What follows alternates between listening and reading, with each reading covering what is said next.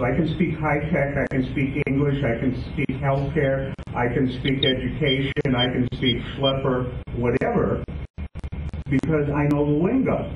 We all have some of those capabilities. I agree.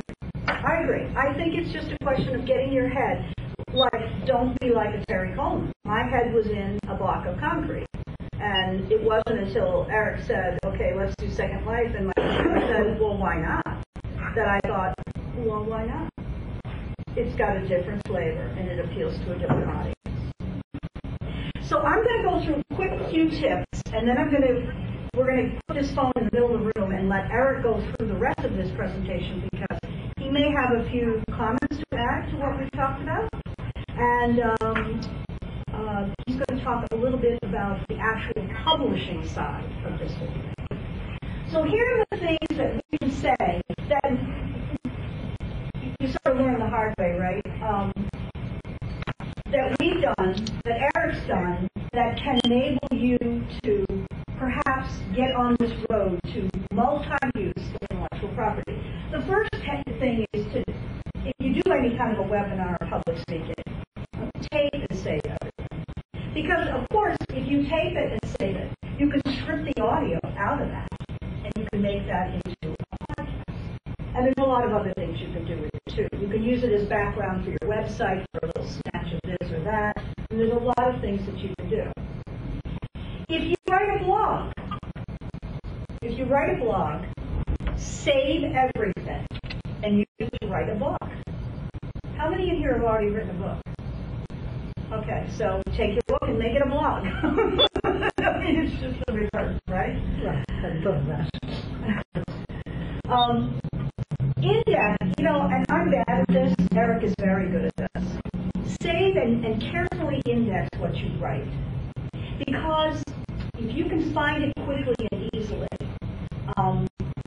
the potential for you to, I'm going to hand all this to you in a piece of paper too, here in just a second. If you can find it, it means that reuse becomes not such a chore. And it's worth taking the time to think about what you have and make out, it's like building file folders, in a podcast. Do you have any tips for that? That's just one thing I'm really not very strong at all. Okay, I'll tell you what.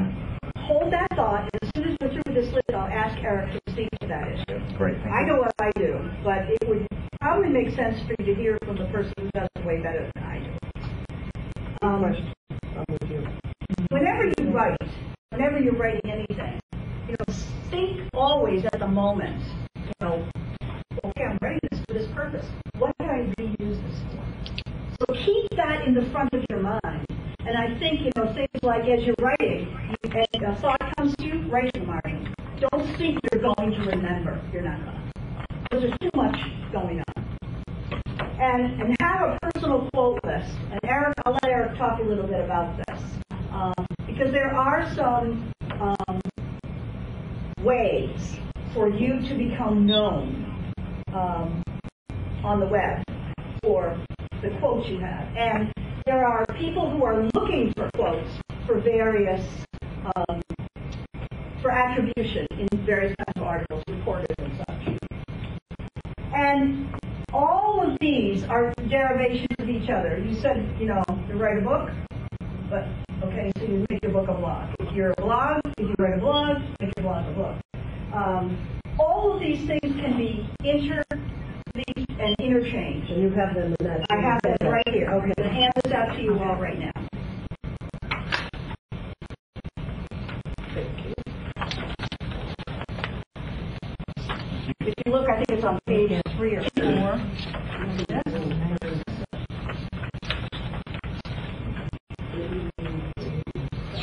In fact, this is another reuse of intellectual property, isn't it? This is mini books, little mini books that we, give out at presentations that have a lot of information in them. And if you look in this book on page, I think it's, there you go, it's on page 3. I was a little bit wrong about that. You're going to see. Oh, can I ask a question? Yes. I think I know what it is, but I think I'll make a clarification. E-learning frame sets. Well, to me what e-learning means is our e-learning platform, Right. and we have these books in chunks. But hang on a second. Let's get Eric. Let me turn you up, Eric. Are you there? Yeah, I heard you said there were a couple of questions you wanted to ask me. Yes. Yeah. I'm going to okay. We're looking at slide 11. Here, let me do this. Okay. We're looking at slide 11. The question is about e-learning training sets. Okay. What is it? The e-learning e-learning frame sets is basically that what we've done is we've taken all of our, look at it as basically e-learning. I got a little too techy when I wrote that line. What the frame sets are basically is we took all of the, material is chunks. Yes. Okay. What we've done is we've taken each one of those chunks and we've made it into its own standalone e-learning component. So basically, as Terry had mentioned earlier, I think it was at the very beginning, slide 6, is that we took the classes and we broke them into pieces. Right. When we did so, in each one of our classes, and then I'll cut back into it, I know everyone in the room is a trainer, but then I'm going to tie all this back into how I public speaking in general, is that what we did was that our classes were all broken into sort of chunks of different pieces. Like, for example, I'll use the class that we've been talking about, the difficult employees, the difficult techies. That class actually has three other sections. One of them is associated with single incidents. You have a great employee, and what happens is that you just got straight to a customer home. Well, you have to deal with that. How do you do it? Or it's physical abuse from one employee to another. What do you do? It's an immediate issue that has to be handled. There's another section that talks specifically about the process that goes from constructive criticism to termination, and another section which just really talks about how to do constructive criticism. Now, what our e-learning frame sets are, is each one of those is basically its own topical set of e-learning slides. So by breaking it into pieces like that, what it allows us to do, and this ties very much into the repurposing theme, is all of our 20 classes are chunked into either 4 or 5 sections per class. So when we go and we talk to a client, and they say, gee, you know what, we're not really interested in the immediate thing, HR handles that. But we really like the idea of constructive criticism. And by the way, we have 3 sections in one of your other classes. Can we pull all those together into a single class? Well, the answer is yes, and we can do it both in a classroom by sort of cutting and pasting the materials together, where they all fit together logically. We just have to do the physical connection.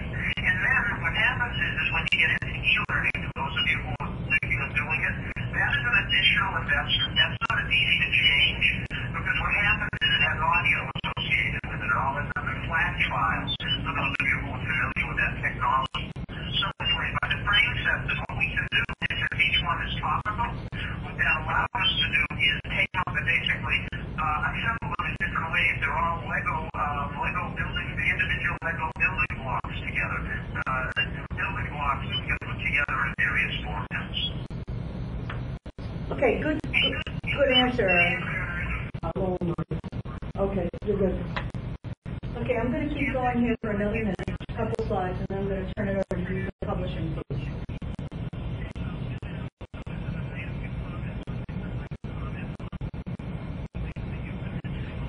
That's good. Okay, hang on and I'll... Before you continue, I just want to apologize to everyone who couldn't be there in person. So, no, my heart's there, but I'm physically in Seattle. I apologize for sort of having to do some of this remote.